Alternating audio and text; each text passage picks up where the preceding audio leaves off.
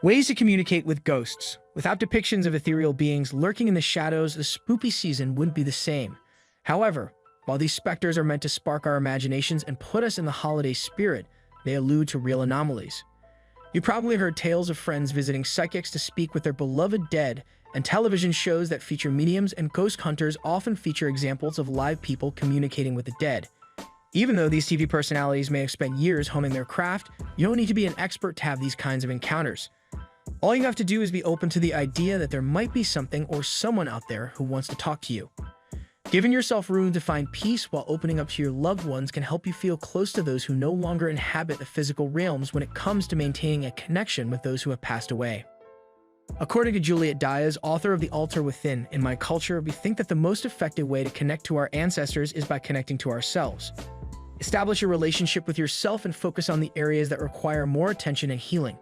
When we connect to ourselves, we connect to our ancestors because we are the ones who carry on their lives. Going within can assist you in reclaiming these relationships, whether you're despondent, require assistance from the spiritual realm, or are just missing a deceased loved one. Asking for signs and initiating a conversation by lighting candles to remember the deceased are two more effective ways to establish a channel of communication with the spirits that keep watch over you. Making a sacred area that serves as an ancestral altar or spiritual altar can also support maintaining a strong connection with the afterlife. You only need a small area, table, or shelf set aside specifically for honoring the invisible components of our universe. Decorate the area with pictures of your higher power, close family members who have passed away but never left your heart, candles, and little objects that have special meaning. When you pause to reflect on life or meditate near your altar, jewelry, pens, hairbrushes, and other items frequently used by the deceased can attract them to your space, giving you a sense of support and peace.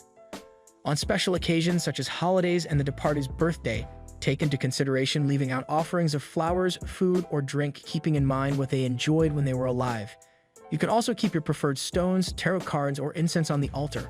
While fostering a dynamic with your deceased loved ones, developing a symbolic language is also beneficial.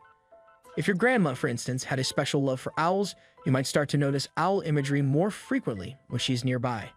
The next time you smell your great-aunt's cooking or your grandfather's pipe, it may be their way of saying hello and offering support. Phantom sense can also assist you to recognize when an entity is in your midst. These symptoms could appear any time. Make sure to keep an eye out for these communications. It's also crucial that you have an open mind about how they might appear, since even if the outlet itself doesn't seem particularly religious, these symbols may surface on your social media page, on billboards, and in TV advertising. The trick is to keep an eye out for a pattern in this imagery, and don't be afraid to ask your loved ones to send you cues when they're nearby. Connecting to oneself is the most effective approach to connect to our ancestors. Sessions of meditation designed to establish a connection with the hereafter can be especially useful for receiving messages and are considerably simpler than you might imagine. Start by relaxing with deep breathing, dim lighting, candles, and calming music. Imagine the person you want to reach once you have accessed your spiritual side. This experience can be enhanced by holding a piece of paper with their name on it, a photograph, or a possession they formerly held. It may be a good idea to keep a pen and paper close by for note-taking. Throughout this meditation, visualize your soul joining theirs and become conscious of your own heart, mind, and body's movements.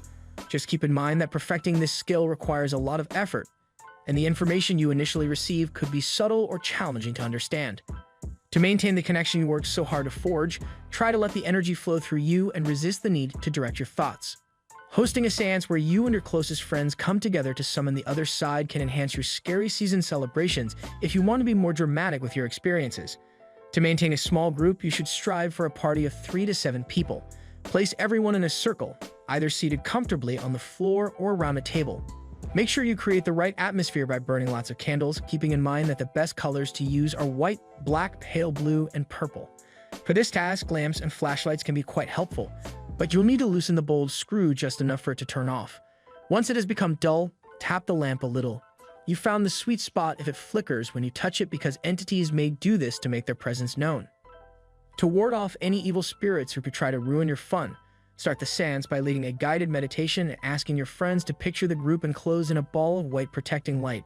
Keep selenite crystals close by if the thought of coming into contact with negative energy makes you particularly anxious, because they are known to only draw in positive energy.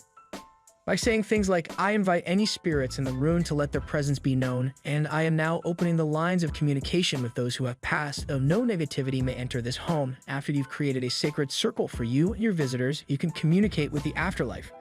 Ask your companions to inform you if they experience any unusual emotional changes, tingling skin, heavy breathing, thickening of the air, or temperature changes. Also be on the lookout for flickering candles or lights, as these can all be indicators of the presence of an entity nearby. Shawana Temple, a healer and psychic medium, recommends be sure that you have connected with who you think you have connected with. Spirits have a lot to say, and unexpected visitors may interrupt your session. Be respectful, make sure you're spiritually shielded, and trust your spirit crew. Let them carry the load while you pick up on any communications that come through. Temple adds that if you start to feel a little uneasy, don't be afraid to ask the spirit to leave strongly if you want to send it on its way. Although their use in popular culture has made them somewhat taboo, ouija boards can be extremely useful for uncovering information during your ghostly encounters. Trusting that you are protected by your ancestors is the key to functioning properly with this communication equipment. Therefore, try not to give in to thoughts of dread or trepidation if they appear. It's crucial to keep in mind that even if some spirits enjoy playing on our fears, you cannot be harmed by them. The planchette should be operated by 2 or 3 people at a time, and someone else should take notes to record each word as it is written out. Simple queries are best. What's your name? And do you have a message for anyone here? Are excellent methods to start a conversation. Divination tools are a great choice for looking beyond the veil, whether you're working alone or inviting friends for a night of magical fun. According to a psychic medium and witch Melissa Street Hilaire, now is the perfect time to interact with your spirit guides as Samhain approaches on October 31 and the barrier between worlds thins. My preferred approach to deepening the connection is through meditation, but occasionally we need something more concrete. I like to use copper dowsing rods for this. This ancient device, which consists of 2 L-shaped pieces of metal, was used to locate water, priceless stones, or metals, as well as to converse with ghosts. Although outlawed by the Catholic Church in 1568, this instrument has endured inspection for centuries and is still used in many different cultures today. What do you think about this video? Do let us know in the comments section below. If you enjoyed this video and want to hear from us again, be sure to hit that subscribe button before you go.